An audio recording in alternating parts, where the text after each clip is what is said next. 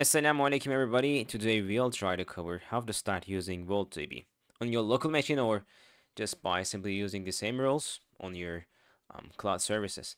So if you have Docker desktop installed, you can easily come here and search for voltdb, and this is the community, and you can pull and run.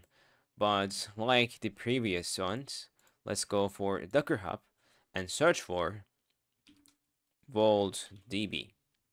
There it is. So we have voltdb community edition, and by copying this and opening up your favorite terminal and pasting down, you can pull the latest image. Since I have already installed, it's not gonna do it, but after you're done, let's see Docker images. This is the community edition, the latest one, and from now, the important thing here is we need some kind of configuration before running the container. We need to do some bridge, network bridge.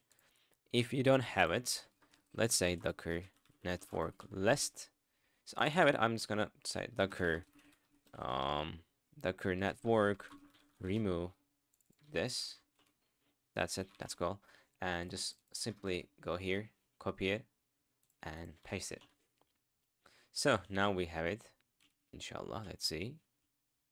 There it is. We have Vault local cluster because now before running this container, we need this, and we just did it. So since we're using Vault local cluster in the network area, I don't suggest using this one since it has some kind of issues and not running the actual the voltdb instance. There are some problems, let's say.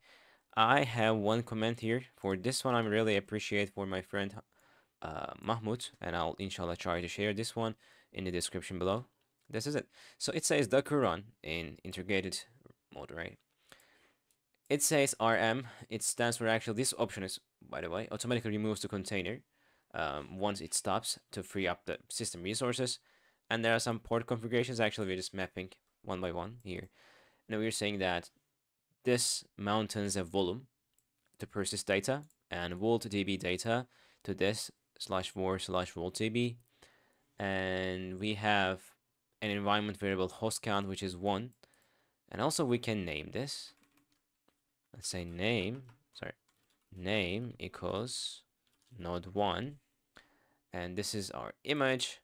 It will start the voltdb and specify the single cluster of 1 and ignores THP. This is actually, again, I think optional. It just tells voltdb to ignore the transparent huge pages warnings, which can affect the performance overall, and so on. So okay, let's run this. Since we use IT here, we can see the logs, and if you want to check if it's working or not, let's go and say localhost 8080. There it is. So we have GUI for this voltdb, and we don't have something yet. One of the key features, cool features for voltdb was using SQL commands. And let's do a table exercise, right?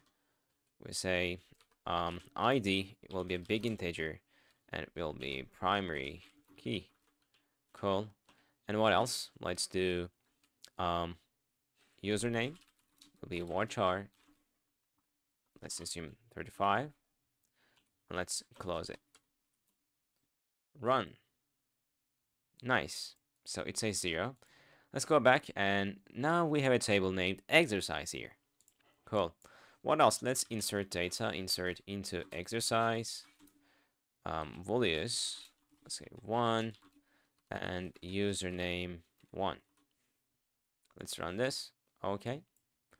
I think if I try again, it will give an error since it's unique, has to be primary key.